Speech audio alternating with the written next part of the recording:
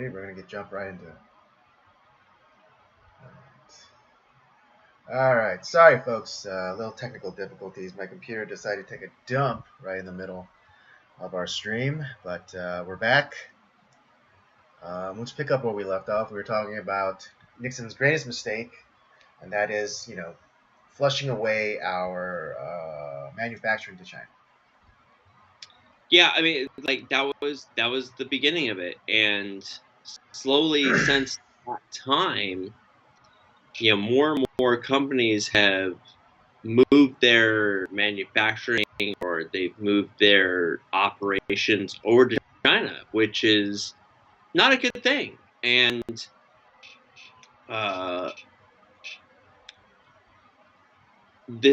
we look at all the stuff, a lot of the things that we enjoy, like our a lot of the iPhones they're manufactured in China.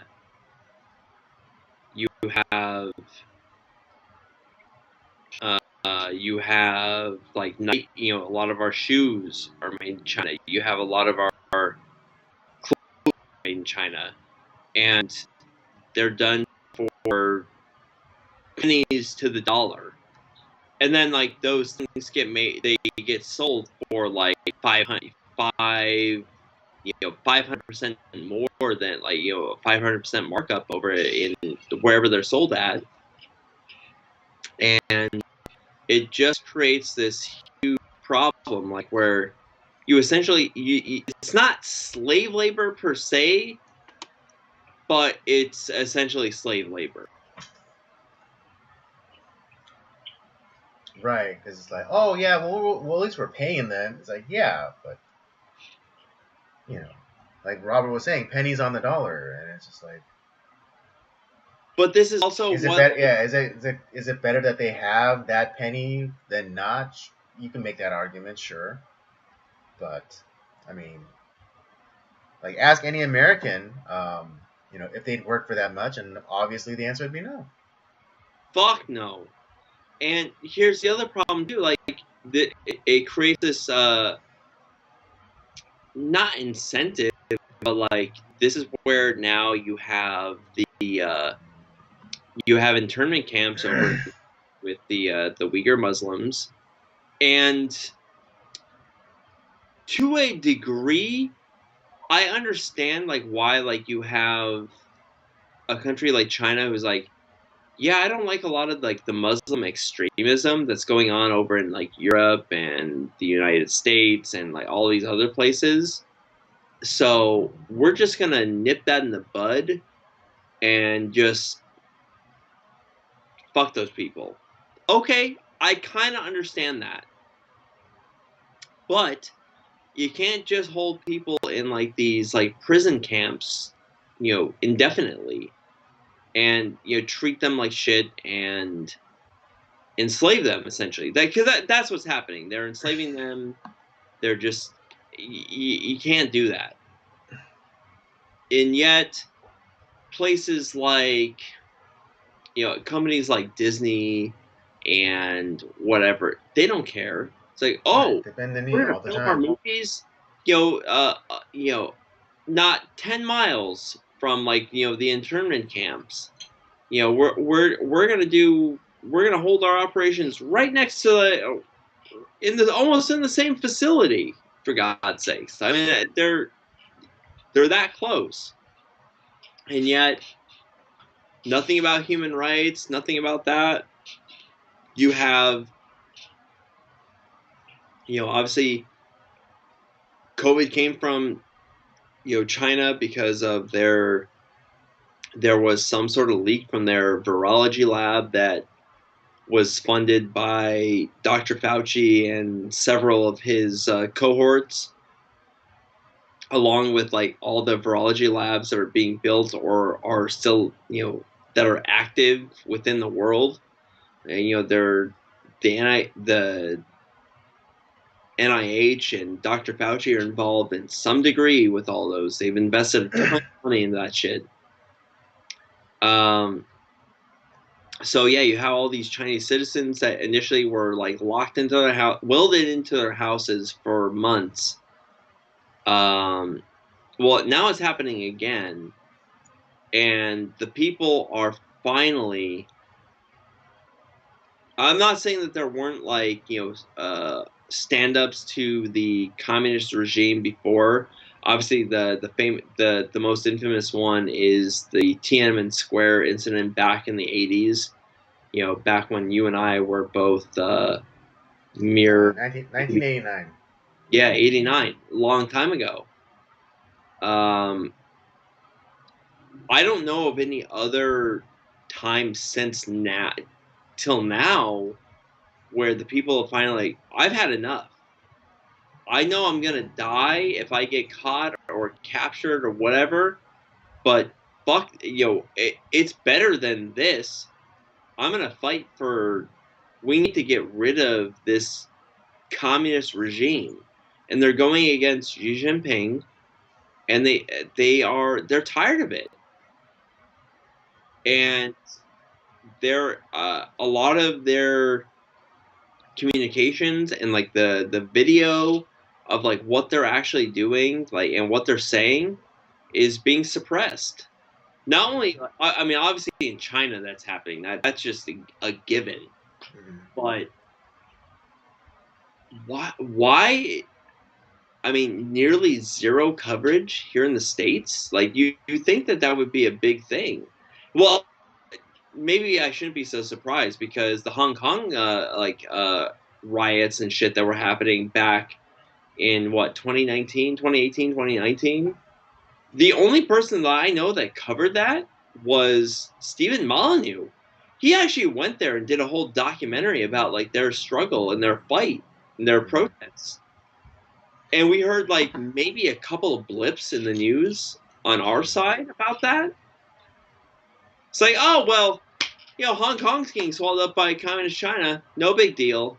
Yeah, Whatever. even though part of the deal when after the British left, and gave back Hong Kong to China, it was supposed to be a 10-year deal where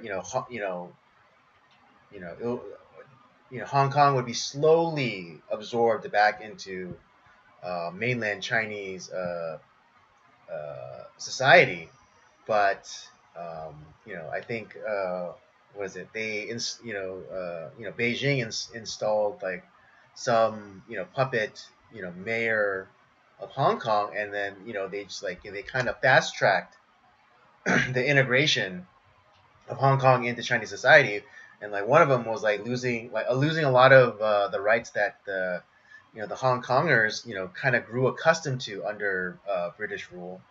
Yeah. Um, and so and that's why I don't know if you were following that closely, but that's why that meme of that Hong Kong guy saying kind of giving out the warnings like, oh, China is asshole. Yeah, Donald Trump don't trust China. Yeah, China's China's asshole. Yeah. So, so yeah, and I mean, like, and at the time, it's ironic because you had the people in Hong Kong waving American flags, demanding American freedom. Well, it's singing the simultaneously in America, you had a bunch of these idiots like waving the communist flag, saying "Death to America." yeah. Just but now we have the same thing. We have these Chinese citizens standing up for freedom, for their freedom, and yet crickets. I hear crickets. And the problem is like, the reason why I think it's important is, you know, yeah, they're in another country, like, should we care? I mean, I think to a degree because our country's not far away from like what China is dealing with right now. Mm-hmm. The extreme measures that like if our current regime in government that if they had their way, they would do things just like China does. Oh yeah, Like I mean, if they say what you will about them, like the Democrats or whoever not following the Constitution or whatever. But you have to realize that Constitution's like the only thing that is like really keeping them at bay. It doesn't matter Democrat or Republican, because there's a lot of Republicans I hate too. Right, I know, but like right now, like the obvious bad guys are the Democrats. I mean, Yeah. maybe even in like maybe like some Republicans are the obvious bad guys too. But I'm just saying, I'm speaking generalities, of course. But yeah, like say what you want, like how like the Democrats aren't following the Constitution or whatever. But imagine like if that wasn't like if the Constitution wasn't even there. Like Oh, what? Like imagine if like some weaker state, like some weaker version of the Constitution was in the place of the Constitution that we have now. look at Canada. I Yeah, mean, look at Canada. Like look at their limp-wristed, affectations of like like they don't have freedom of speech. They have freedom of expression, which is completely different from speech. yeah. And like they don't even have a Second Amendment. Like they, like you have to like you have to like go beyond like having to prove a valid reason that you need the gun. Yeah, And Justin Trudeau himself said, like, you don't have the right to defend yourself.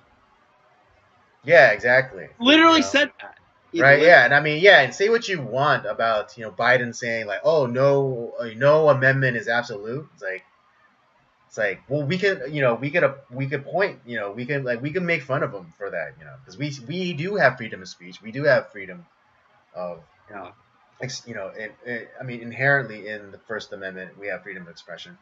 So, like, imagine if we weren't there, like, we weren't able to, like, call, what is it, truth to power, call out truth to power. It's like, no, okay, then fine. If no amendment is absolute, then the 19th Amendment is not absolute, or the 13th or the 14th Amendment is not absolute. So let's get all these niggers in chains, yo. Exactly.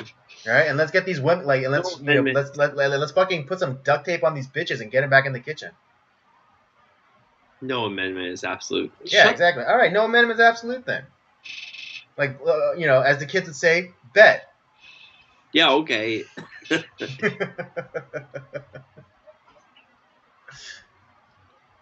I can't take that ride. Yeah.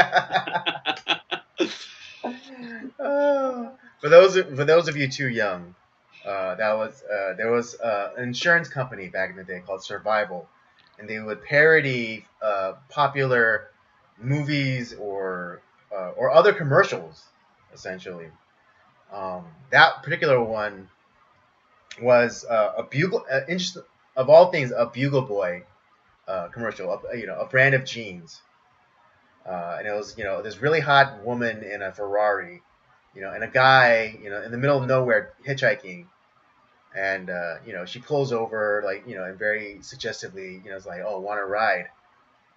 And he retorts back, it's like, are you insured? And she says, yes. By Survival? It's like, no. It's like, I can't take that ride.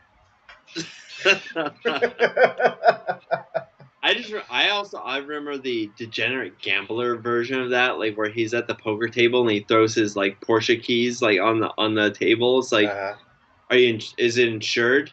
Yeah. By Survival? I can't take that ride. Yeah. It's like, no, it's like, I can't take that bet. It's like, oh my god, just both of those people are fucking idiots. But we remember I think it was the same spokes guy though. It was the same guy. Yeah, it was the same guy. So he's an idiot. I'm sure that insurance company has been like out of business for like it's been defunct. Yeah, I think it got bought up by some other thing, but then like I think towards the end, like the end of the 90s and into the 2000s, like it went defunct. Yeah, but we remember the commercials. We remember the commercials. That's a great marketing campaign. I know, right? That's yeah, exactly. It sticks with you. It sticks with you. But yeah, so it's I mean, there's a reason why I titled this section or just this topic in general as Bread and Circuses, because we're being distracted. I'm Bread and Circuses, obviously referring back to Roman times when They literally, to keep you distracted, they had like the Coliseum games, and like, and they would literally throw bread to you Yeah, in the stands, as the circus was going on, and you had gladiator fights, and you had people being fed to wild animals, and all manner of distractions, all manner of things distracting you from the crumbling city around you. exactly. I mean, that's what the whole movie fucking Gladiator is about. Yeah, Yeah, it's yeah. about distracting the people. Exactly. I mean, yeah. Like, look, if you think about the scene, when Commodus, as the new emperor, comes into Rome, and then he sits in on a session of the Senate, and they're talking about all these like problems, and Commodus, he puts up like this kind of like you know quick fix, fluffy language, kind of thing, saying like, oh, I call it love. I the Rome is Rome are my children, and I am their father, and I will hold them close to my bosom, and and they shall know love. Oh, And then yeah, yeah. and then one of the yeah, exactly, and then one of the senators like kind of bursts his bubble. It's like, have you embraced someone with plague, my lord? And just like you know, it's like boom, got him, that kind of thing. It's like Yeah, but uh, yeah, it's this is what happens. Like our news media doesn't actually care about anything. They care about ratings. What's gonna get me those clicks? What's gonna give me the yeah, likes? if it What's bleeds, it leads. As someone once said. But yeah, but there are still consequential things that are even happening, amongst the circus that's going on. I mean, just recently, Elon Musk, booted Kanye West off of Twitter because of non-platform related actions. And I mean, it wasn't, unlike a lot of people, I have a memory, and I remember a time you know, um, when Twitter and even platforms like Patreon, they're kicking people off for not like you know what's how am I supposed to say it? Off platform behaviors. right? I mean, famously, Lauren Southern on Patreon, like the whoever that guy, Jack something or other, he kicked her off of Patreon for something she did in real life, not necessarily what she posted on Patreon. Yeah, I do. And I mean, if those of you with a memory remember, and what was the acronym that that he came up with? Is like manifest observable behavior, mob. Yep.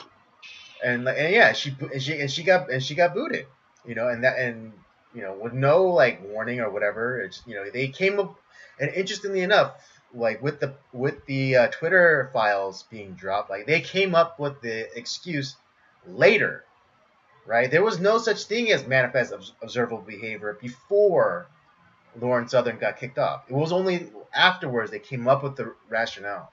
Similarly, with the Twitter files when they dropped, like they were trying, when they're booting, the New York Post, and the former press secretary Kayleigh McEnany off the platform. They came up with the rationalization after they did that. Yeah. Talking about the Hunter Biden laptop thing. They're talking about, it's like, oh yeah, this this could we they what is it? They suspended the New York Post and suspended McEnany, and then in emails they were discussing how they could justify this. Yeah. I So mean, and that should the fact that not only is that happening, but that they're doing that, and then no one's like, no, like no one's stepping in and saying, no, you're not going to do that. There's right, you don't. exactly. Everyone was hand in glove in that situation. All from Vijaya to um, on and on and on. No one ever said like guys, I think this is wrong. I think There's nothing in our TOS that can justify this. So we probably shouldn't do it. No, like there was no one who said that. It's like they are all just like, oh well, maybe it can go under this, or maybe it can go under this policy, or it falls under the umbrella of that protocol. It's like no. The stuff that was revealed in the quote unquote Twitter files should chill you to the fucking core. Yeah, and I mean, and it wasn't even like it wasn't even just the Democrats. Even they were even taking requests from the Trump administration.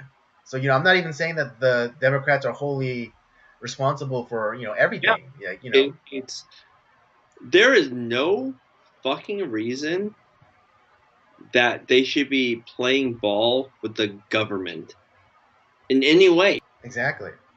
I mean, if they're supposedly a private corporation, they can do whatever they want. Why are they then taking marching orders from the government? Because they're getting paid by the government. I guarantee it. That's why. There's no doubt about that. Subsidies and payoffs from the government to those companies. Mm-hmm. Not just like Twitter, but Facebook and YouTube. All this, I guarantee that they're being paid or bought off by the government, because why is it that all of them are like in lockstep? Not only are these companies in lockstep together to create this pseudo monopoly, they're not in the eyes of the law they're not a monopoly, because we're all separate companies. But why? But then they're all doing the same thing together at the same time and the same weekend. Okay. That seems a little weird. And then on top of that, you have obviously there's this evidence that the government is telling them what to do. And or I mean, even just recently, it came out that Katie Hobbs, the Secretary of State of Arizona and supposed governor-elect of Arizona, her campaign was in communications with Twitter, and they actually did remove or suppress posts at her request. Yep. Yeah. But I mean, ultimately, I am enjoying these file dumps or whatever that Elon Musk is doing. But even still, I have criticism against Elon Musk, because supposedly he was for free speech, but again, like for something that wasn't even on platform, he suspends Kanye West.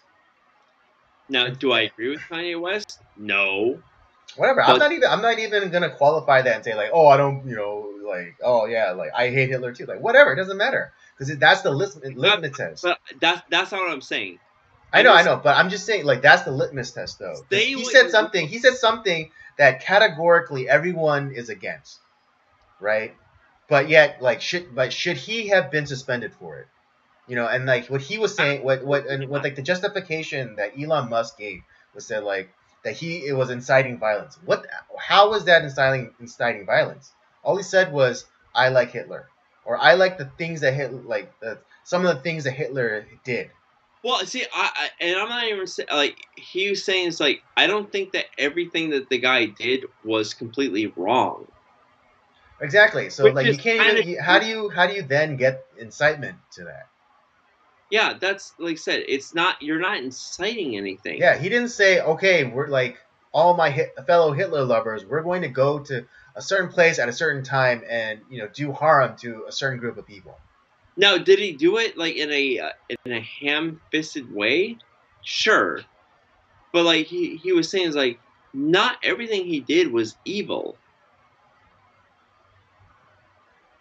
Right, exactly. Yeah. And so that's the litmus test, because all these people who say like, "Oh, I'm a First Amendment purist," or "I'm a free speech absolutist," it's like, here's your test. Just like Hirohito didn't do not everything he did was evil, but there was a lot of bad stuff that the guy did. Like, so it kind of outweighs some of the good. But sure, but like it's like okay, yeah. If you're looking at things in a more of a gray lens, yeah, which is Yeah, I fine. mean, did Hitler bring order to his country? Yes. They were in complete collapse. The Weimar Republic was horrible, and I've said this before, and I'll say it again. When you print dollars, with like there's nothing to back it, and it's like fuck it, we'll just print a bunch of money. It's and that was the beginning of the end for the Weimar Republic. It was a disaster. They sucked, and honestly, we're making the same goddamn mistake that they did. Right. And you have a guy who, like I said, I don't I do understand like where he is coming from. He had a mindset, whether it's obviously it's not necessarily true, but he had a feeling that like there was these people that were against Germany, and obviously like all the people that actually started World War I are the countries that really got it started are gone. There's no Austria-Hungarian Empire anymore. There's no Ottoman Empire anymore. There's none of it. None of that is they're not there anymore. So Germany gets the blame. And the people that are blaming Germany tend to be of a certain people group. And so you have Hitler, who did fight in World War I, and he was, Or yeah, at the very least, calling themselves a certain people group. yeah, exactly. And so you have a guy who is pissed off, I think rightfully so, pissed off with how everything turned out, and he held a grudge, and he's like, well, I'm gonna fix this because this is bullshit. And the Treaty of Versailles was bullshit. It was. Mm-hmm. And the fact that and everyone knew, even at that time, that it's like we're gonna have another war because of this. But they did it anyways. Yeah. And that's what gave rise to a guy to the great boogeyman of history, which was Adolf Hitler. And it's like it could have easily been avoided. It could have easily been avoided. Mm-hmm. Had Exactly. you had the idea of like, well, you know what, we made this huge mistake. Let's let bygones be bygones. We're gonna just go back to we're gonna go back to where we were at. We're not gonna just take a bunch of territories, and we're not gonna save a bunch of people, and we made a mistake, and unfortunately, a lot of people died, and we're all gonna take blame because everyone was to blame in that. Uh, and I think that would have ended it, the whole fucking thing. But no, we had to create the League, or Wilson had to stuff his dumbass nose into it, like because I'm better and smarter than everybody.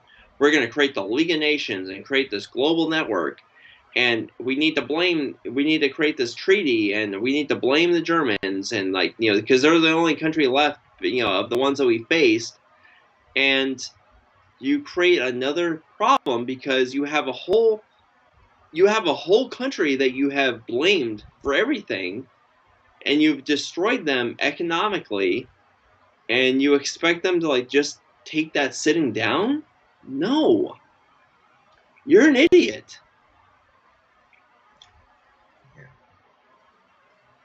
But anyways, but getting back to the finer point is like we're everyone on the right, or conservatives or whatever, who are being shadow banned or outright banned for reason, or banned for things that they didn't even do on the specified platform, are now like so like indignant about Kanye West saying that Hitler didn't do not everything Hitler did was bad. Now like they're going out against him saying oh he's crazy, he's probably damaged from medication from when he was in the loony bin, and it's like that's really disingenuous because now it's like where are your principles? I'm not saying that Hitler's a-okay with me, but I'm saying that Kanye should have been allowed to remain on Twitter. Yeah.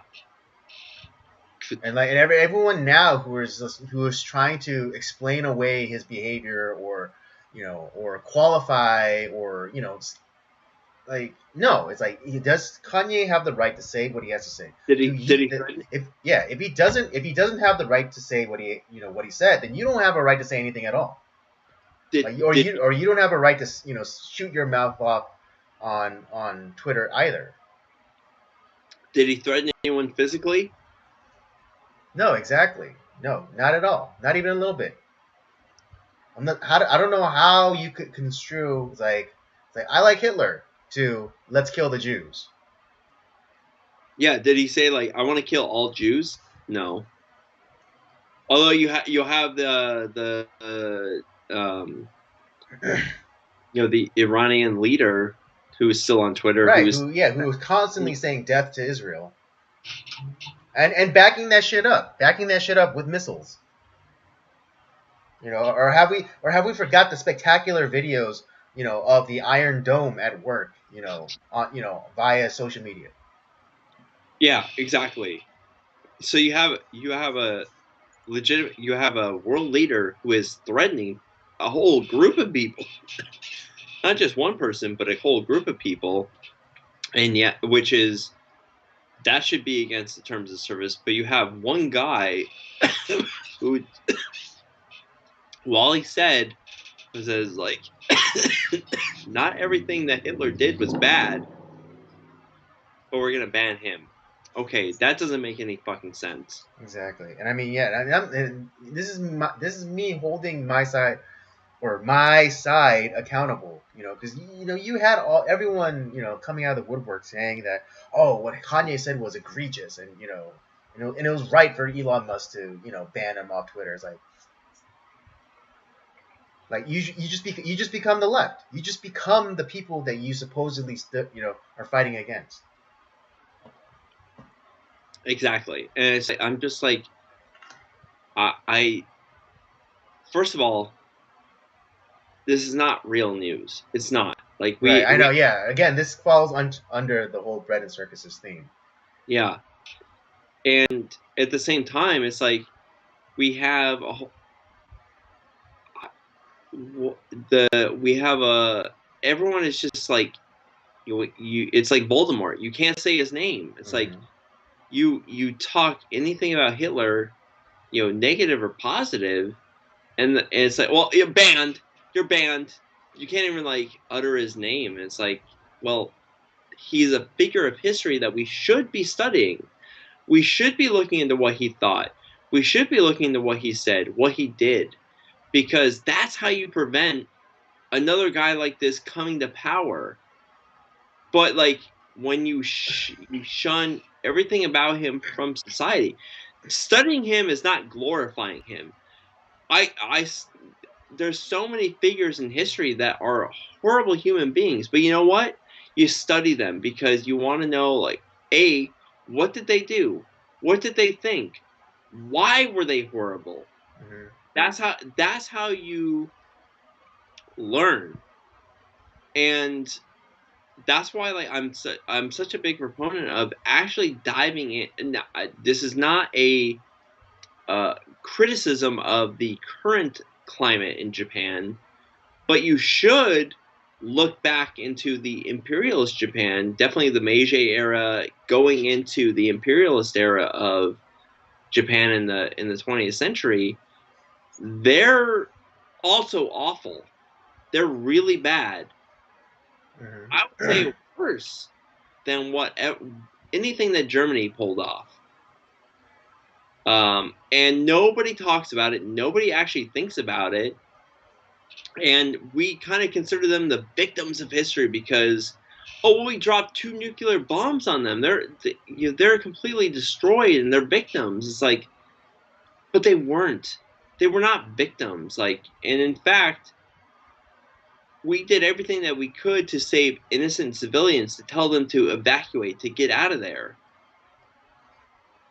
Yeah, what is it like? Well, yeah, again, conveniently, what the detail that we leave out is that there was I think there was like a 2 day pamphlet uh, campaign. Like they were literally dropping pamphlets from like C-37s, warning the Japanese like, oh, we're gonna bomb the shit out of you, so you better get out of here. I know somebody has one of those pamphlets in their custody that I would love to look at. Mm-hmm. And get translated. Yeah. I mean, and that's like another thing.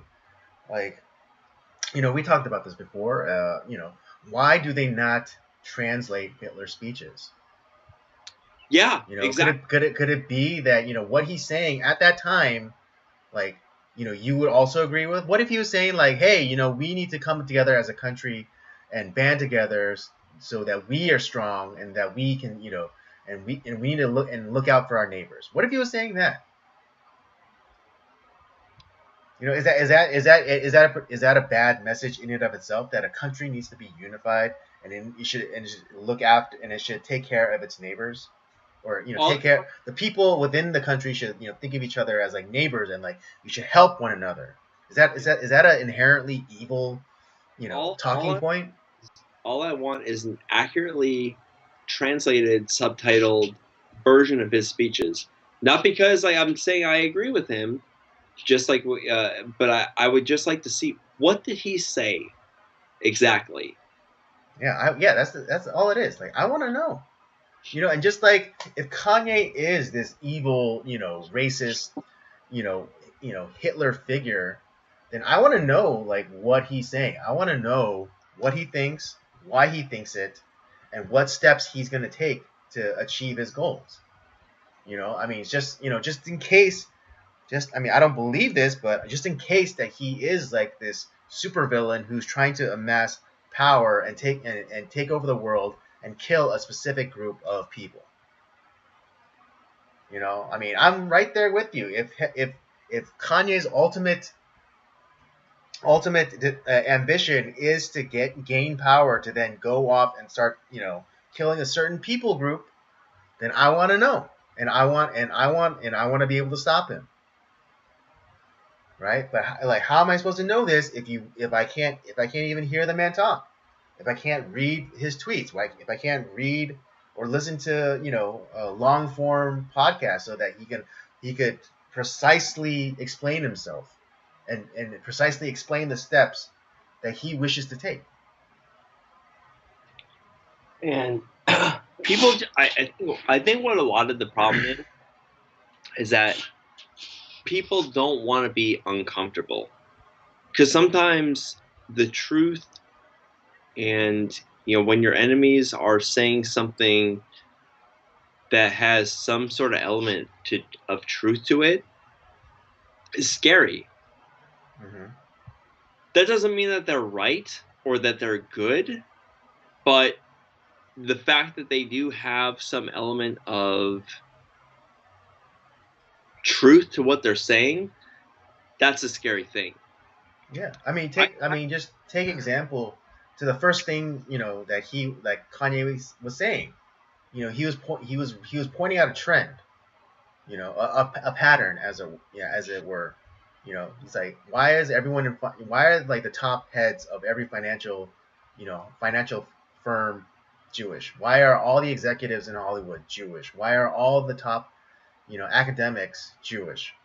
That's just pointing out a pattern. And I've actually had many discussions about that with our resident Jewish guy, with Dan the Man. It's like, and we've actually had long conversations about this. And the fact is that when it comes to, the Jews have been on the run for a long time. And when that happens, like, what are a lot of them were, what can you take as a nomadic figure that's going to help you? Well, a lot of them were lawyers, a lot of Jewish lawyers out there, right? Jews have been, dealing with, law for since the time of Moses. You have uh, a lot of people who are in finance or jewelry. A lot of those people are Jewish, and not because this is not a like anti-Semitic thing, but like the reason is because they've been on the run for centuries. You have, and so a lot of these characteristics, like, what can I take with me that I can take from where I'm at to another place and be successful? Well, jewelry is something that can be transported. Finances are something that can be transported. The law is always going to be with you. You can figure that out. That's why, like, a lot of Jewish people dominate these aspects of society. Is the same reason. Same reason. Like, why are all these Irish people firemen and cops? Well, guess what? No one wanted those fucking jobs back in the 19th century. And the Irish were considered almost as low as blacks in society. And so when you we hear all the stuff like, Irish need not apply, they were just like, fuck you people. So they took the jobs that they could get. No one wanted to be firefighters. No one wanted to be cops. No one wanted to be in certain industries. So the Irish took those jobs. And that's why they dominate them nowadays. Like, you look, especially on the on the on the East Coast, like back in like Boston and New York, whatever, you're gonna find a lot of Irish cops and Irish firemen, Irish garbage men, because that's what they took, and that's why they dominate those jobs. It's not some big fucking racist conspiracy of the country. It is what it is. It's been happening for fucking centuries. Right. But then you also have to then answer the question, because those of you who don't know, the Jews have been kicked out of 109 countries, right? And then you have to start answering why. That should be the first question. Why? What were they doing? And also, could it have been maybe a subset of people calling themselves Jews? Also possible. Exactly. So this is why it's important to be able to communicate. It's like, I'm sure a lot of people didn't even know that the Jews were kicked out of 109 countries. And like in the initial response, like, oh no, it's like, oh my gosh, that's such a tragedy. How could they? But you have to start asking. But then the actual natural question should be, why were they kicked out of 109 countries? Most famously, Spain and Russia. Exactly. Why were they? Well, what were they doing? Or what were the people calling themselves Jews doing?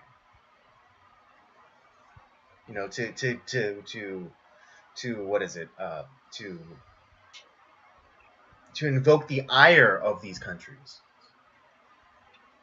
And I'm not saying that it was like actually Jews, but maybe it was people who were calling themselves Jews. Like a false flag attack.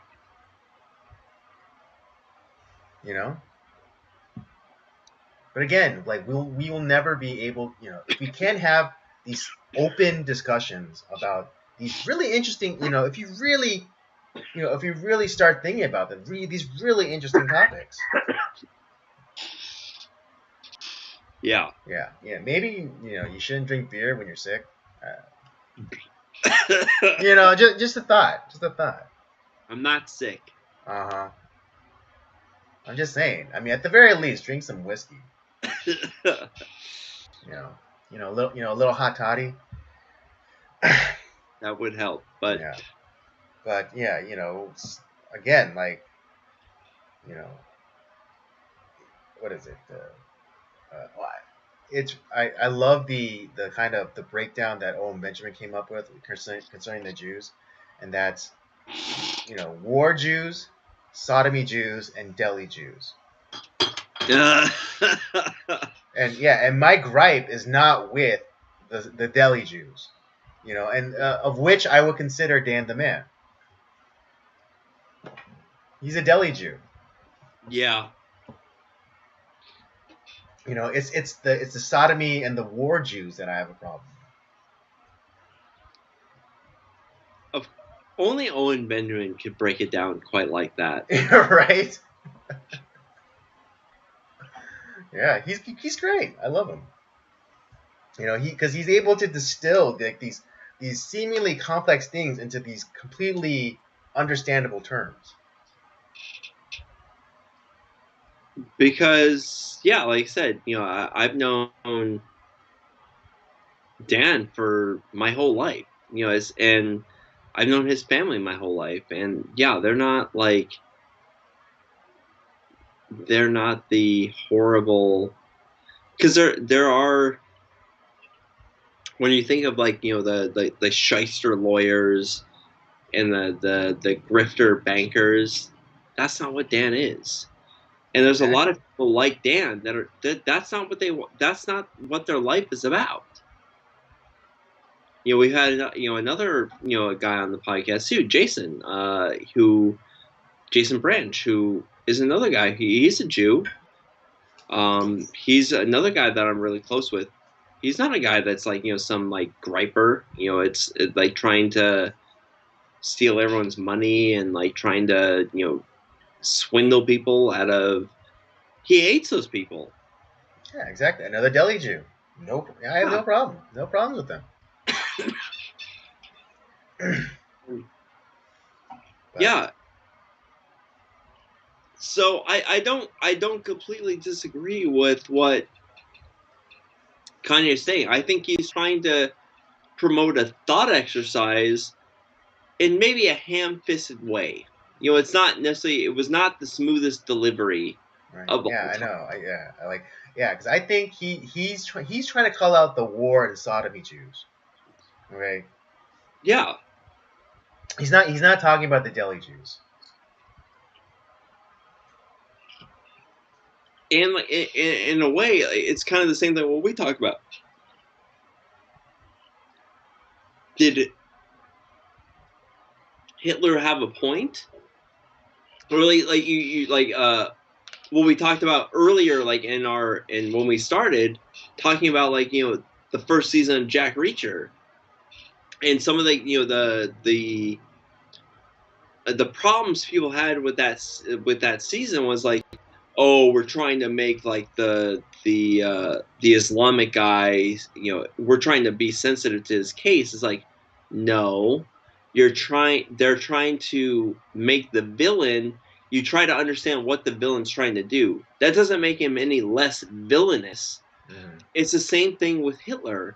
We're trying to understand why was he doing the things that he did.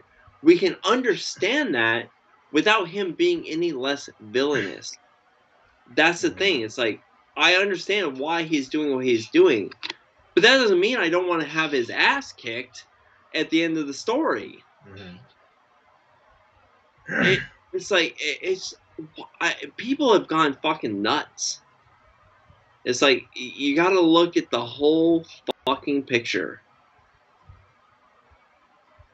Right. Exactly. You have to look at the whole picture, and if you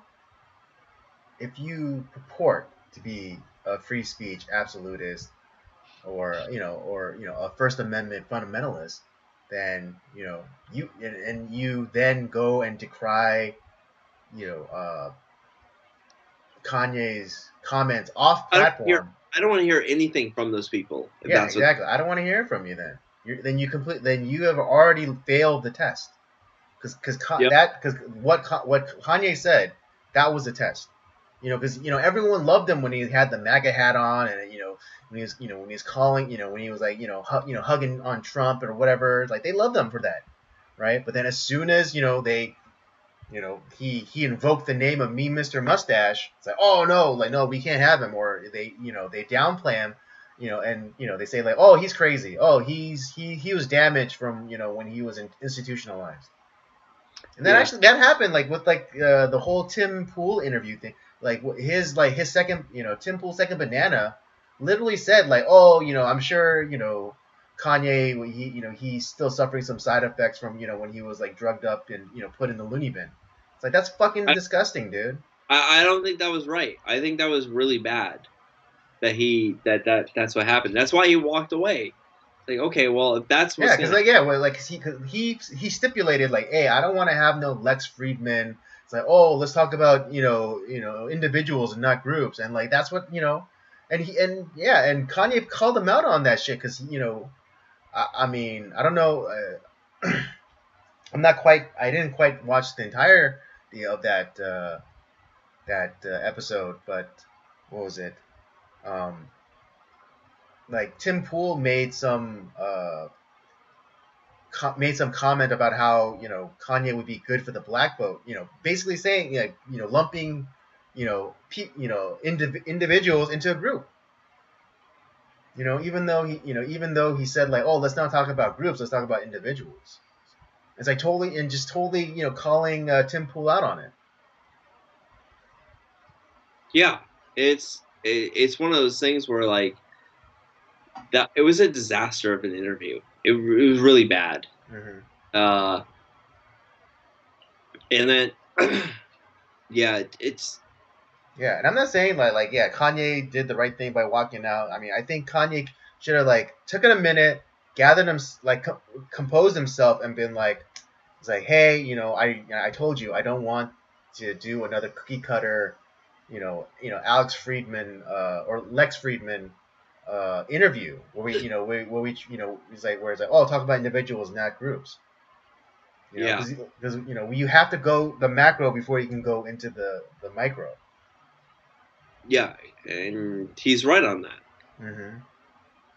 And so I mean I understand his frustration, but I wish he did take like a minute, take a beat, and be like, all right, I told you I don't want to do that kind of interview. If you deviate, and start doing this, oh, let's talk about individuals, not groups thing, then I'm out of here.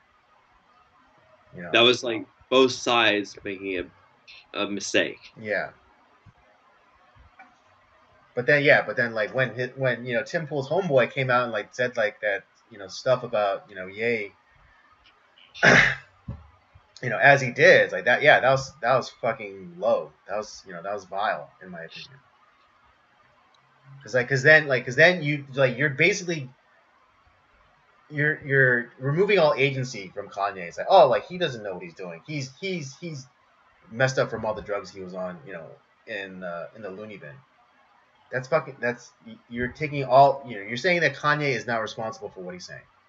That's worse than saying that he's incompetent. I mean, that's crazy. Yeah. You're calling him a moron. He's like he's one of the characters on One Flew Over the Cuckoo's Nest. Yeah, exactly. It's ridiculous. Yeah. And do I think that like there are that Kanye makes that everything he says is awesome? No. I think that he's still working through a lot of stuff, and he's one of those guys that has he has a hard time staying focused. Right. I mean, yeah, he's like, yeah, Kanye's like he's in the very beginning stages of his like awakening, and he's like really excited. He's finding out all this information, and he's like really excited, and he's like he wants to get all this information out, you know, to as many people as possible. But he like in his excitement, he's not conveying the message like clearly. Like I said, it's ham-fisted in a Mm-hmm. lot of ways. You know, Right. it's. I Yeah, think like the whole like everyone goes through their I hate Jews phase, and obviously that's what the whole like the net and Yahoo or like the Yoohoo that he had on the Alex Jones thing, and that's what that was. Because I mean, not that like I hated Jews, but like I started seeing them, a little bit more like as shifty characters. So I understand that, but eventually everyone gets past that stage, of their awakening. yeah, but And so yeah, like you were saying, yeah, Kanye, like yeah, he's being very ham-fisted, and like and again, he's at that stage in the awakening where he's like super excited and he has all this information. It's like, oh man, you need to hear about all this, you know. it's you are when you are dealing with thought exercises, you have to think about it more, and you have to create that opportunity to like kind of spell out like what you're talking about, like Exactly. and you and I are we're so like-minded in a lot of ways where it does allow us to kind of like was it like a few months ago we were talking about like the idea of like, oh man, like when it came to like Brown versus Board of Education, what happened to like the teachers? We always talk Exactly. about this. Yeah. What about the Exactly. teachers in those black schools? What happened to them? Did they get a promotion to like the regular schools? Yeah. There was no integration for the black teachers. Yeah. What was going on in the black schools? What were they being taught? Like, was it lesser than the white schools? Yeah. Or were the blacks kicking their ass? Because you have to think about it. Because even with like the whole integration of Major League Baseball, we want to talk You, about the you, breaking you just break. stole my thought. You completely stole my thought. That's exactly where I was gonna go.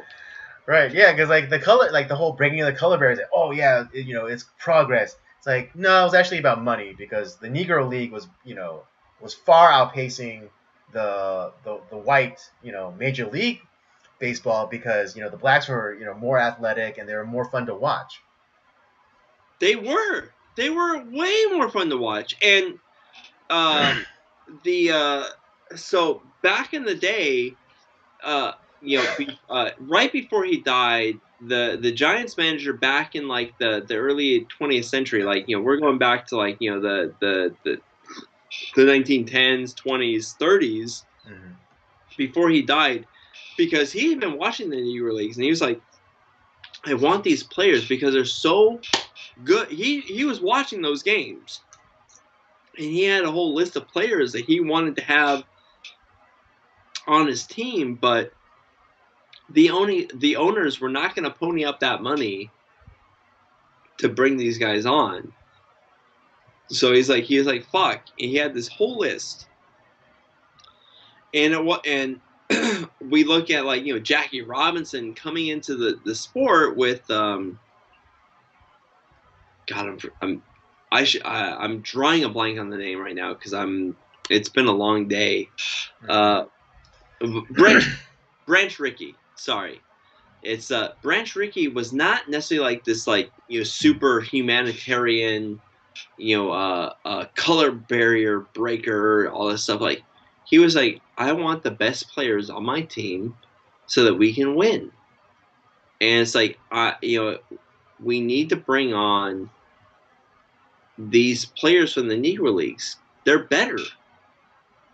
And that's where but obviously because of politics, he's the Negro Leagues were like this like it was this whole like nowadays like where Major League Baseball is breaking into like places like Japan and Korea, Dominican Republic, all these places. Yeah, Latin America. Latin America, like where all these great players reside, right? Mm-hmm. Well, the Negro Leagues were like that before all of that. And it's like, oh, there's all these great players. We should bring this guy on and we should sign them.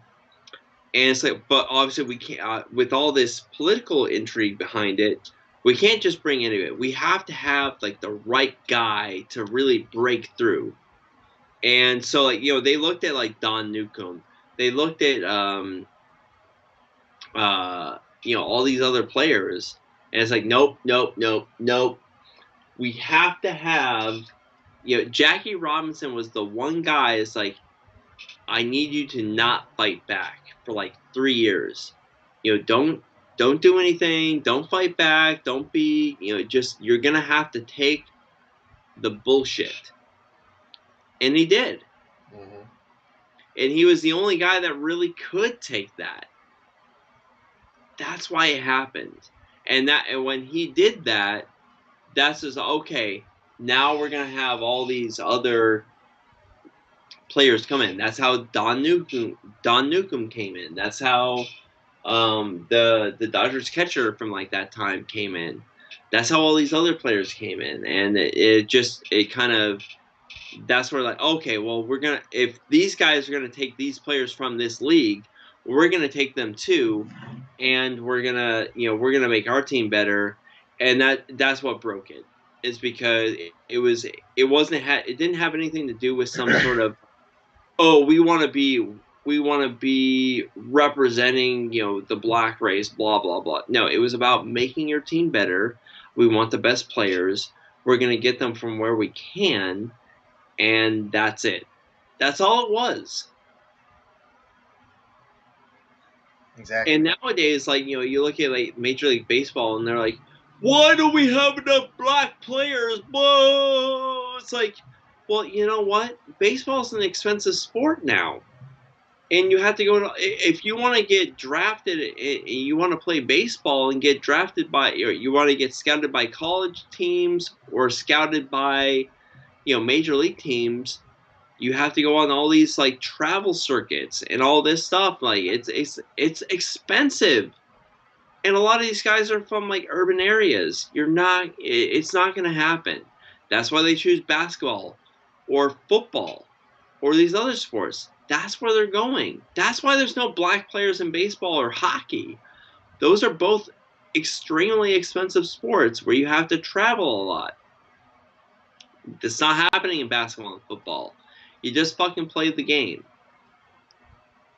And they're belly aching over, oh, there's no black players. We're losing black players in our sport. We're terrible. Blah blah blah. It's like, and you have these fucking uh, writers who are, crying their eyes out in their articles about like, we watched the World Series and like there's no U.S. born black players playing in the World Series. It's like, shut the fuck up. It's like you baseball is a international sport at this point, almost like soccer. You have players from Japan, Korea, China in some cases, Taiwan, Dominican Republic, uh, Venezuela, Puerto Rico, all over the place. Who gives a fuck if there's not a black person from the U.S. playing in the sport? There's all these other players, all these other like places where you like, oh, we need minorities in the sport. Like it's like there's all sorts of minorities in the fucking sport of baseball. Get over yourself. Stop it. Yeah, but I mean, yeah, like, but Who then, wants to hear that? but then they don't see like the diversity that they already have. Because like, what is it German the same as an Irishman? No. Is an Italian the same as a Welshman? No. Hell no. Is a Frenchman the same as a Greek? No. No. So what they want to like they want to they want to talk about diversity. It's like, but they're willing to throw away and label an entire continent of people Where if you called a German or Frenchman, they'd kick your ass. That's like calling like a Japanese guy a Korean. Yeah, no, yeah, I hate those Jap motherfuckers. Don't ever call me a Jap. Exactly. But yeah, it's like and I mean, I understand because, or I get it because like suppose it like these black people, they have no culture because who knows like where they're from. They could be from Sierra Leone or from Rwanda.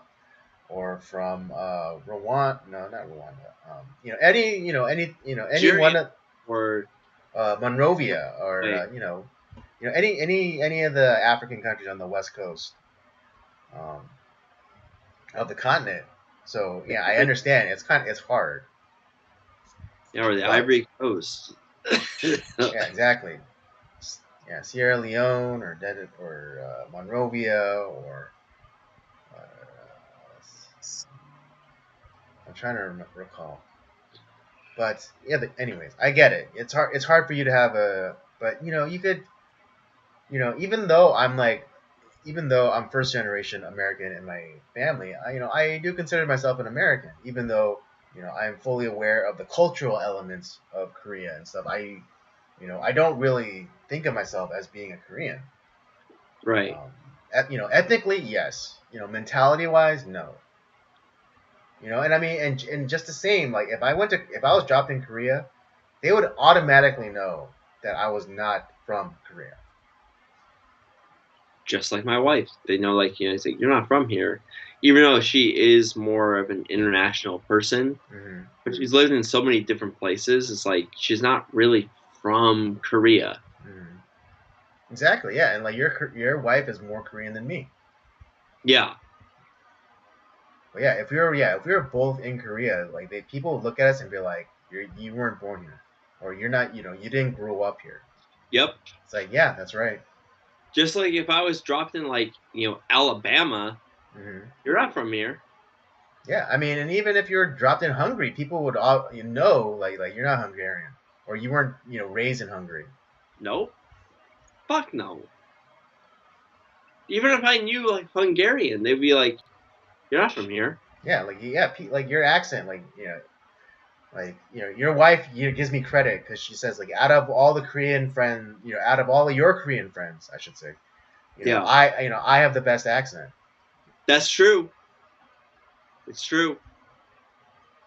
And yeah, and again, but that's not saying much because again, if I was dropped in Seoul or Incheon or Busan or wherever or Gwangju, they would instantly know that I wasn't They would laugh from. at you. Yeah, they would laugh at me. It's like, dude, who's this white guy?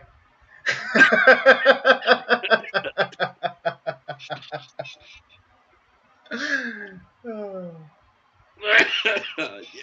All right. Anyway, you're dying, so let's wrap things up and I think we fully got everything out what we can get out of that. So let's just get into the movie review and we'll wrap it up. Yeah, I'm dying. I'm dying. All right. All right. We're getting into our movie review, and again, to remind you, this month's theme is Winter Wonderland, and the first movie we will be reviewing is for this month is Snow Trail, starring Toshio Mifune and who's that guy? Takashi Shimura. Yep. Again, directed by Senkichi Taniguchi from 1947. Yeah, a guy who works with quite a bit. Yeah. All right. Let me hit y'all with the synopsis. Three bank robbers, Aijima, Nojiri, and Takasuji, flee the police and escape into the mountains. At an inn high in the Japanese Alps, Aijima and Nojiri encounter a young woman and her father. I think it's her grandfather, as well as Honda, a mountaineer. Honda volunteers to lead them over the mountains, but Aijima's paranoia endangers all of them as they make the perilous trip. Yeah, it's one of these like movies where like you recognize the guys that are Toho regulars and definitely Kurosawa regulars because we see a lot of these guys within in other Kurosawa films.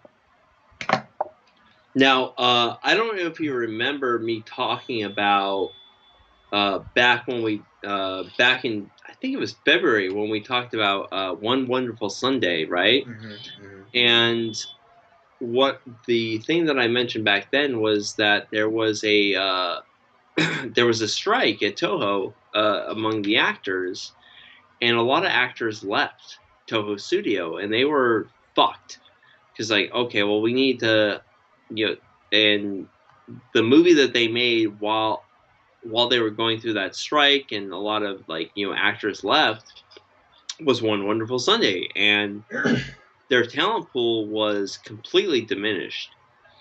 Uh, and so they went on a whole talent search, and that's when that like literally that next 1 or 2 years, that's when they found Toshiro Mifune, who really wanted to be a cinematographer. He wanted to be behind the camera, but he was so freaking good in front of the camera that it's like you're going to be an actor.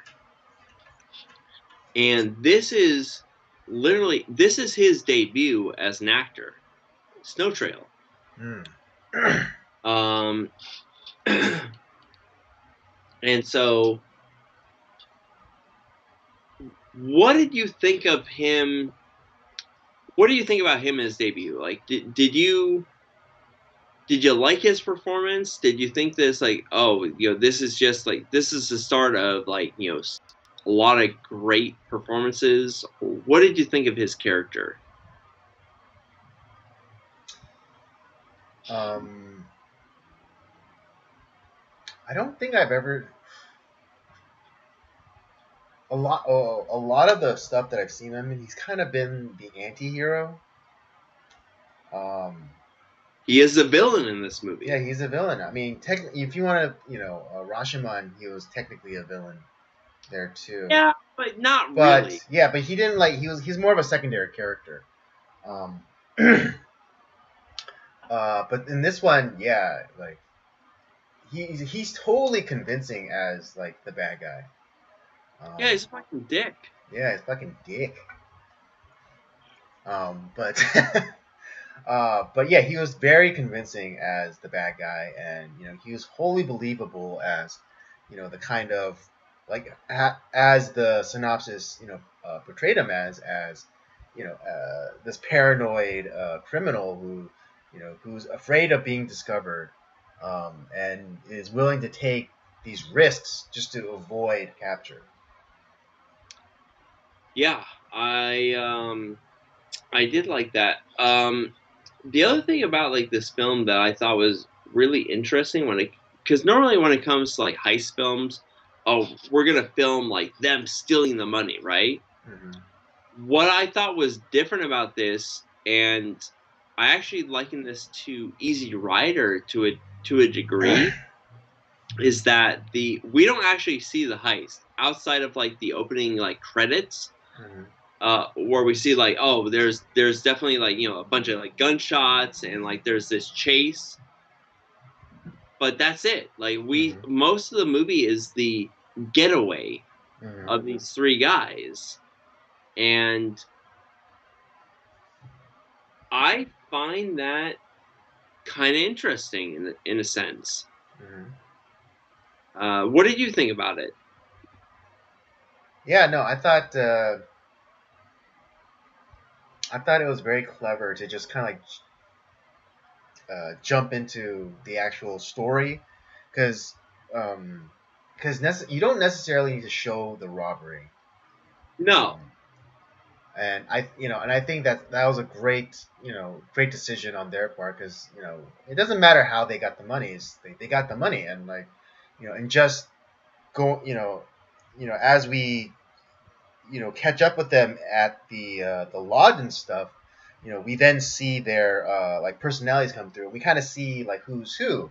like Shimura, he's like kind of like the level-headed boss, and Mufune's character, he's the he's like the hardened kind of criminal, and like he's the like the I'll never go back type character. Who is the leader of those threesome? Who is the leader in your mind? I would say Shimura is the leader. Okay, And I the same thing. yeah, and then the third guy, he's kind of like the wild card. I mean, I'm sure like he's a professional, thief as well, or a career criminal.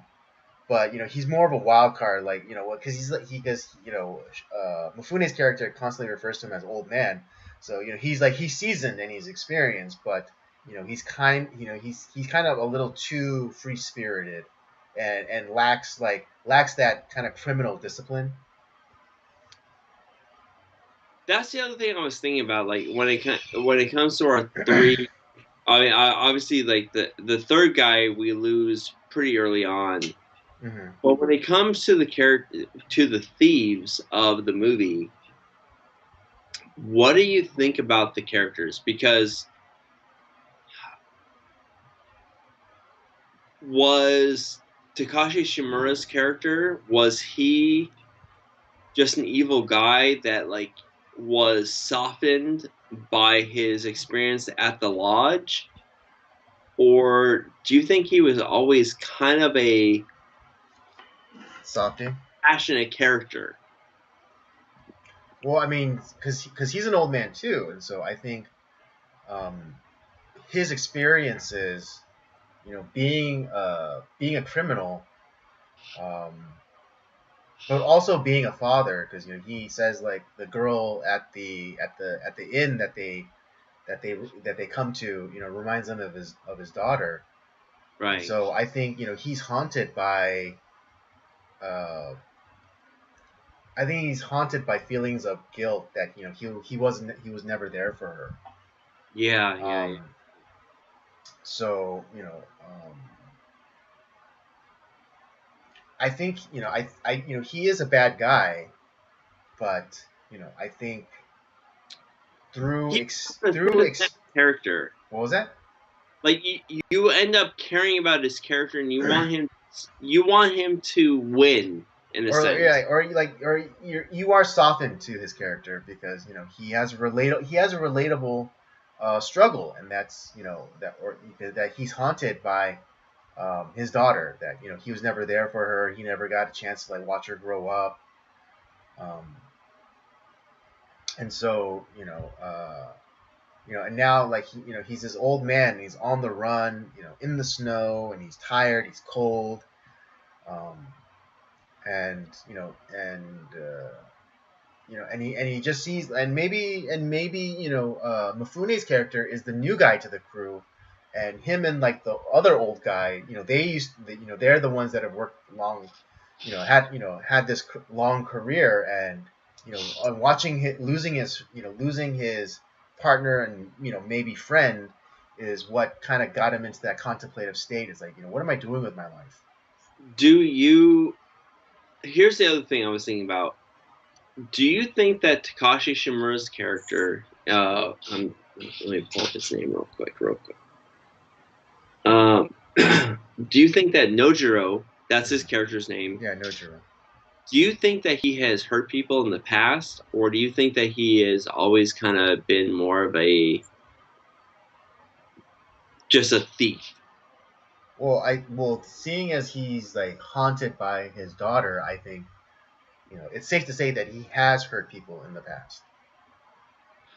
Oh, I mean, oh, emotionally, yes, but I mean, maybe if you're talking about like this. more physically, like in the execution of bank robberies, um,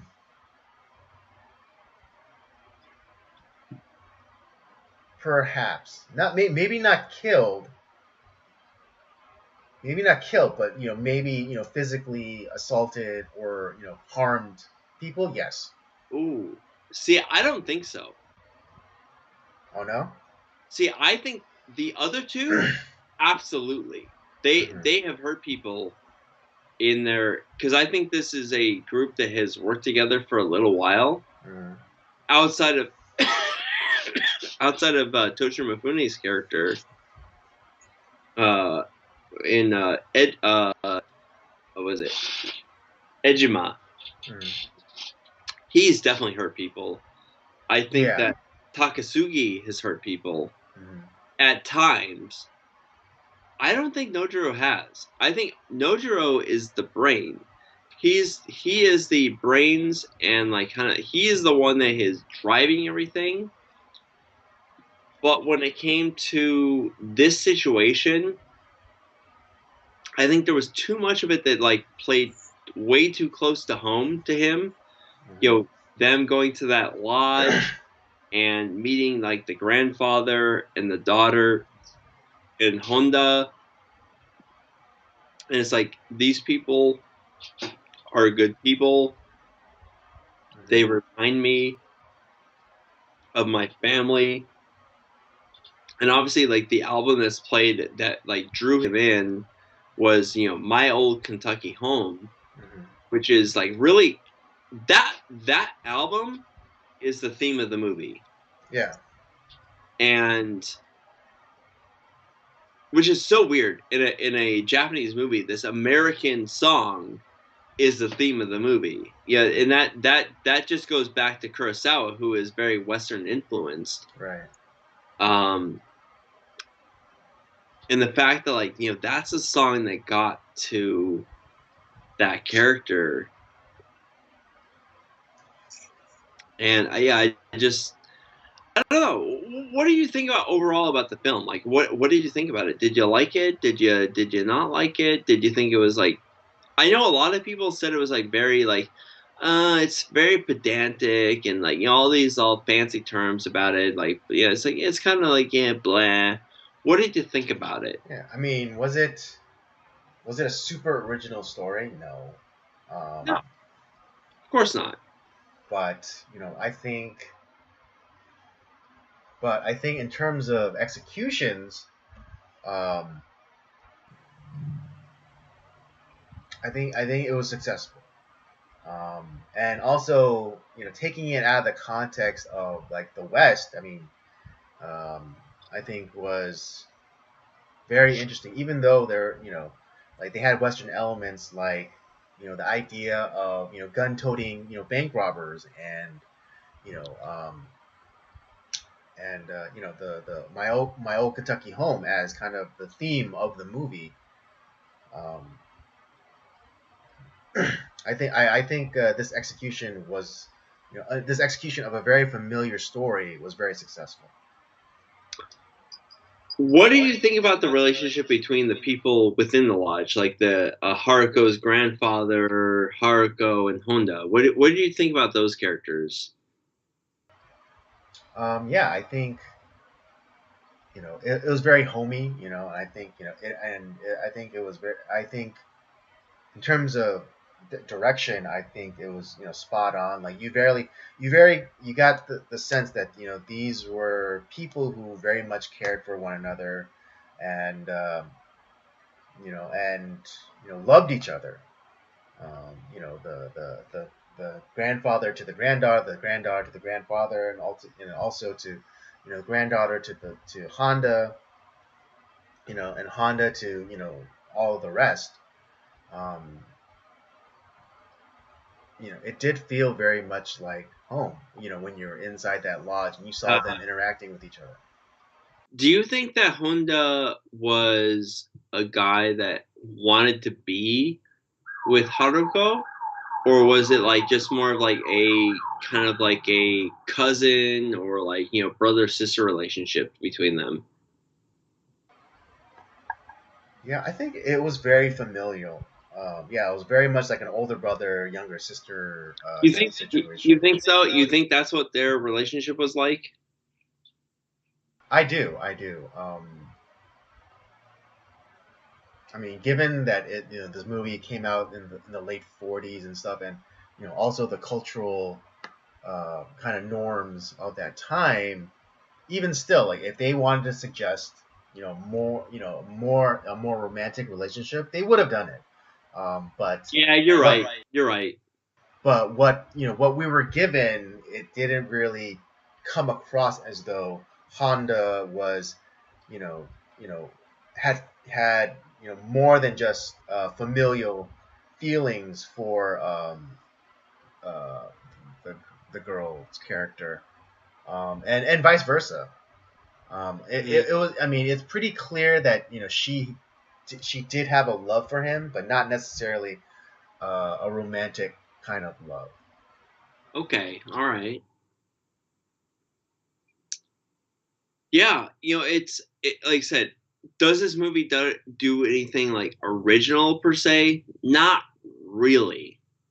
Um, it's a heist movie, but we don't necessarily see the heist. It kind of like if it does anything original, it does kind of like what Easy Rider does, where it's like it kind of like we're not seeing the actual heist, we're seeing the end of the movie essentially, or them trying to get away.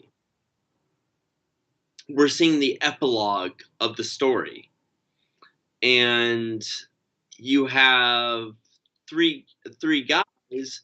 One who is like you have this like young guy, Toshiro Mifune's character, who is not a good guy. He is kind of he is the real wild card of the group in a lot of sense because he just wants to get away, and if he has to kill people to do that, he's all for it.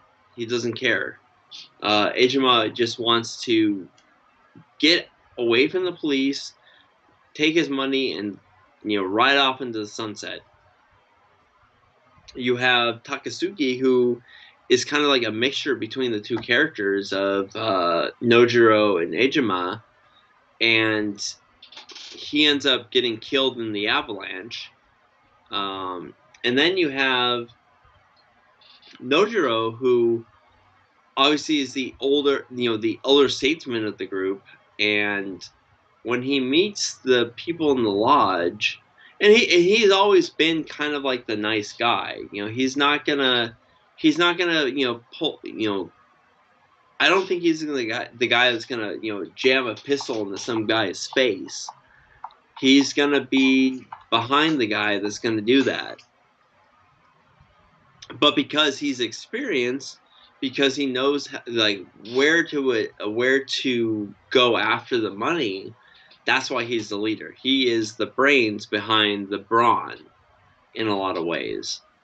And I think to a degree he regrets his abilities, and when they meet that family in the ski lodge, it's like, oh my god, this girl reminds me of my daughter.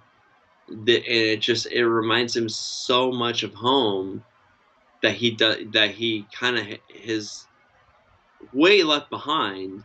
And the fact that we have the what drew him to the lodge was my old Kentucky home, kind of spells that out too, that he's homesick, and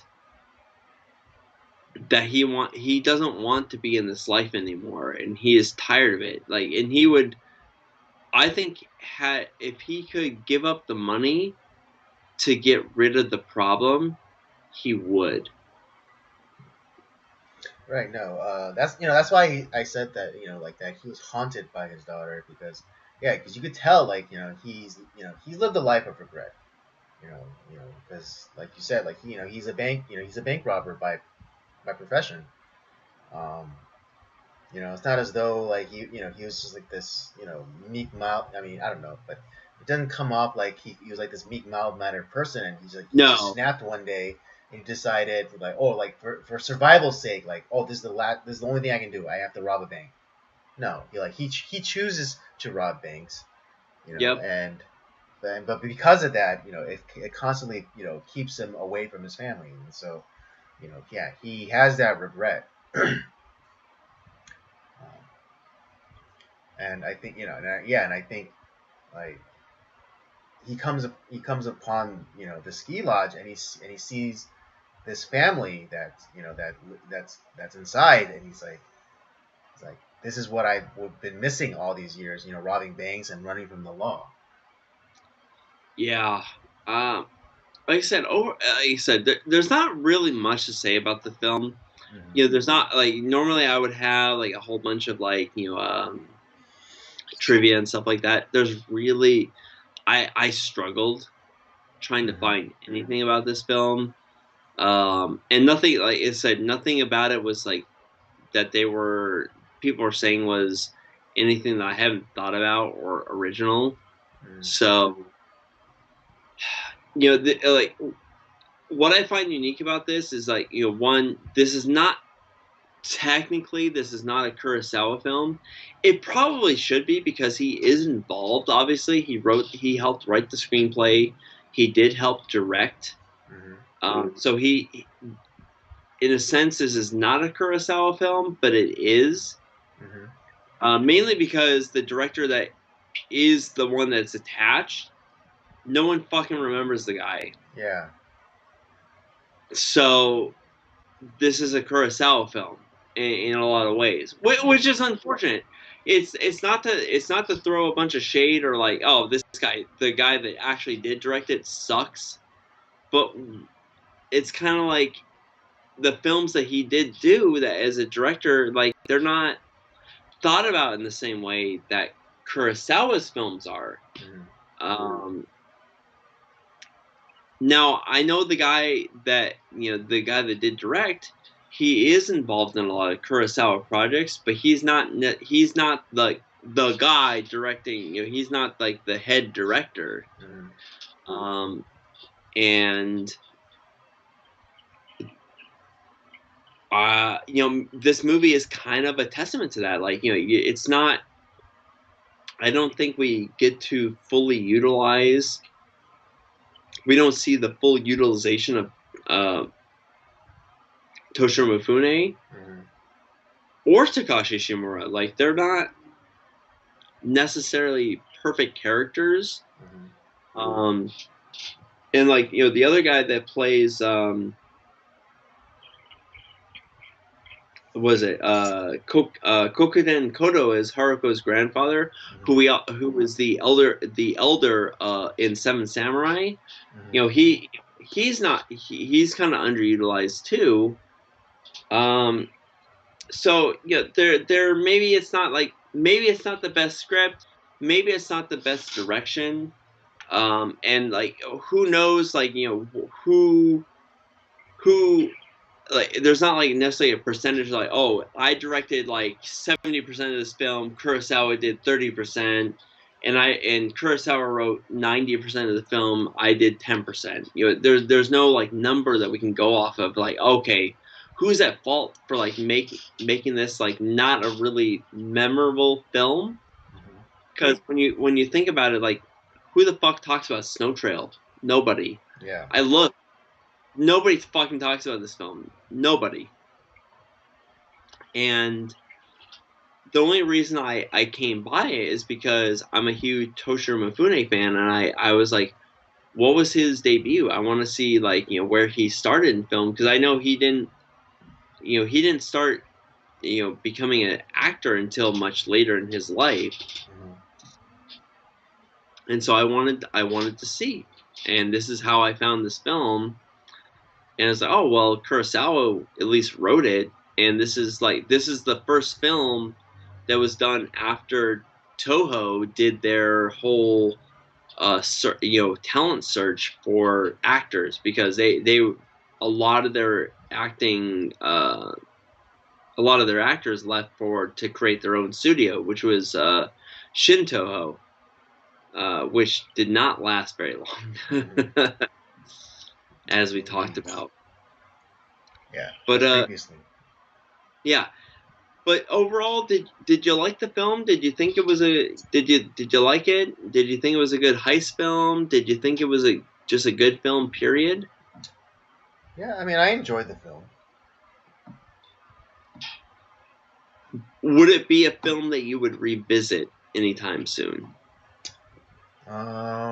Maybe not soon.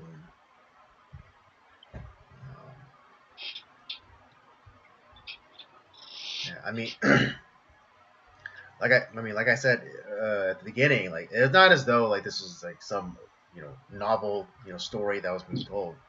It's very No. familiar, very cliched. Um, so yeah, like I mean, I'm not saying that I'll never watch this movie again, but it's not something that I'd be going back to like Yeah, I or think that. very often. Yeah, I think that's fair. It's. Do I like? Let's see if we wrap this up, yeah. If we cop off a lung. I'm really dying here. Yeah, yeah. No. Do I like the film? Yes.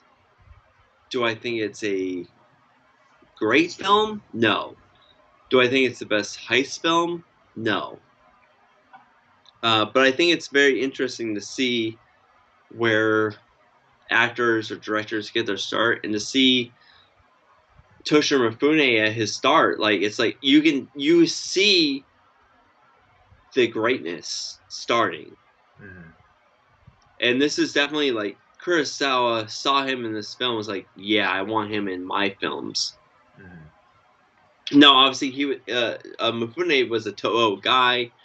He worked for other other directors, but just to see him in his debut, kind of fascinating, to be honest. I think he did a great job. He was a really good villain, and he got his comeuppance, and I like that too. I mean, it's implied, yeah, but we don't actually like see him get his comeuppance. Possibly a sequel. Possibly a sequel somewhere, yeah. Snow Trail 2 coming soon. Right, yeah, like he gets trapped in a snowdrift and then found in the future, and he starts becomes a criminal in the future. Who would play him now?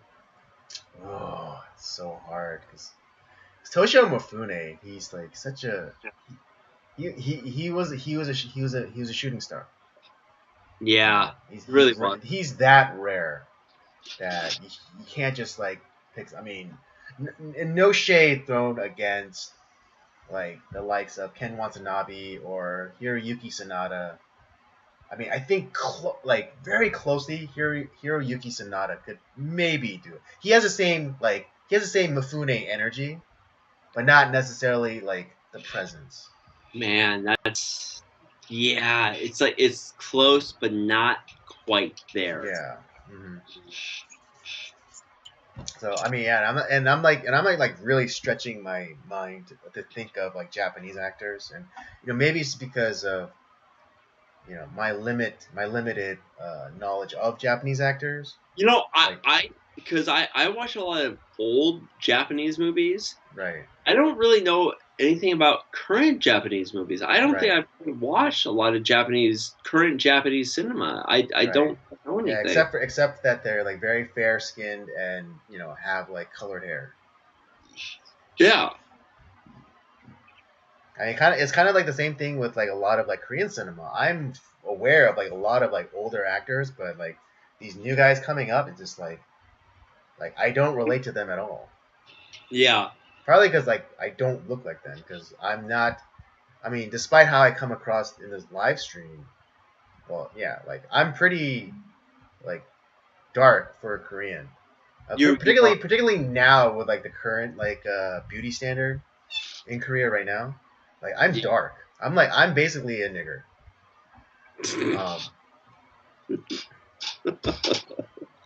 But yeah. So yeah. So in that regard. You a boss too? What? Are you a boss too? Yes, I'm a boss nigger.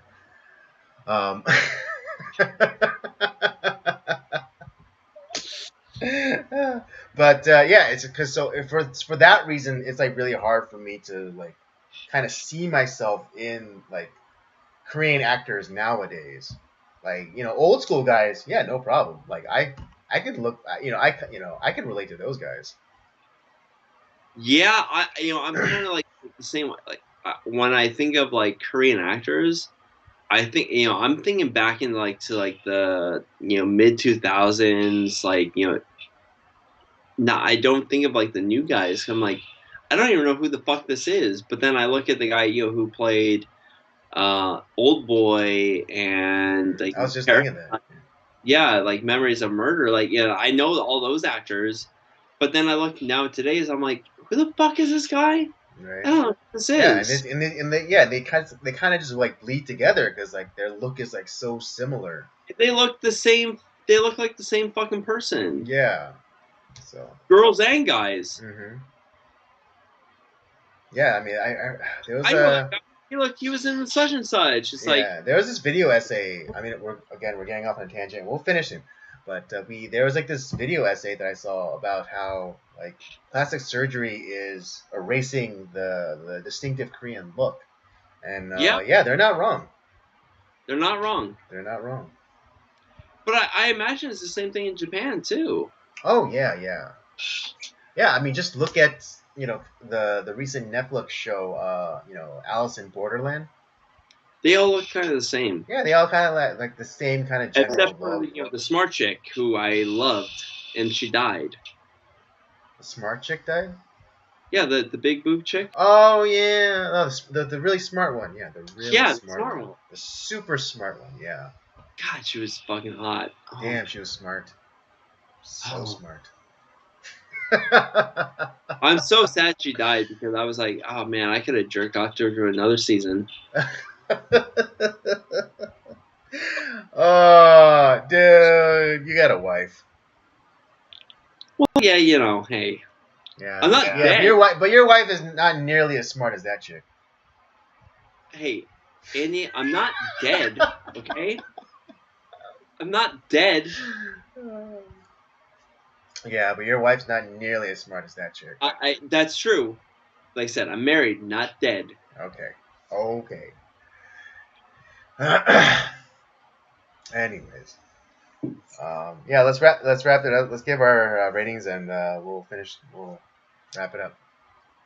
Well, I was the one that proposed the film, as pretty much all the films this month. But I'll start. I'm gonna give this one a 3. A 3. Yeah, it's like I said, it's one of those films. There's nothing super spectacular about it. It's one of those. It's kind of like I would kind of throw it in like comparing it from like Japanese to American cinema. It's like when all those like noir films came out, like kind of like around the same time. There's a lot that get lost in the weeds. This is that version in Japan. It's a movie that kind of gets lost in the weeds. There's nothing super spectacular that stands out about it. And cinephiles will kind of will like it because this is Toshiro Mifune's debut, and he does a great job. But that's really it. It even with like Kurosawa attached with the writing's not great. The directing's not great. It's kind of like an okay film. I do like the fact that they're coming at the story. We get kind of like the after effects of the heist through the opening credits, and it's really about the getaway. I do like that aspect, but other than that, it's not spectacular. I don't know how many times. Like I said, I will come back to the film. I just don't know when. It's just not like I don't need to see this like 100 times. It's not spectacular. Right. Yeah, I'm right there with you. 3 for me as well. Yeah. But I think it's something that I think if you've never seen it, you should definitely watch it. Yeah. That's a fair. But again, like if someone never went back and watched this movie again, I wouldn't blame them. No, because there's so many better Mifune and Takashi Shimura films. I mean, fuck. I mean, Seven Samurai is like right there. Like it's like if you really want to see those two together, just watch that film. That is the better film. Indeed. I mean, hell, Drunken Angel is the better film. The very next year, which we haven't covered that yet, but like, yeah, Drunken Angel is the better film, and that's the first technical Kurosawa Mifune collaboration. Have you seen that before? I have not.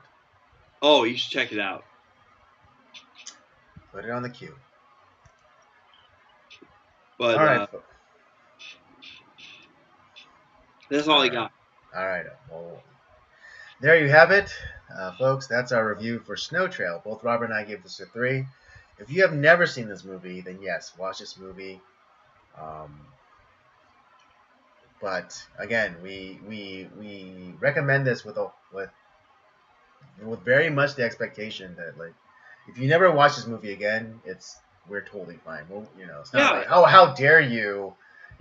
We get it. It's not a unique story. It's not. It's there's nothing super special about this movie, but it's still executed very well. And again, it's the debut of one Toshiro Mifune. And that alone should give it special consideration. Yeah, if you're a Nippon file, this is a film you should see, but it's not like the greatest. Indeed. All right, folks, there you have it. That was our stream for tonight. I hope you had a good time. I had a good time. I know Rob always has a good time. Even though I'm dying, I'm having a great time. Yes. So yeah. Don't forget to check out the library of other content that we have, the Circular Joy's main podcast, episodes of Nocturnal Transmissions, of course, and Rob's gaming show, Up by Uptown. Don't forget to follow us on our various social media accounts, Twitter and Letterboxd at PodcastCOJ, and Instagram at Circular Joy's Podcast. And with all that said, we thank you for joining us. Come back next week, and we'll do it all over again. Have a good night. Stop playing to me.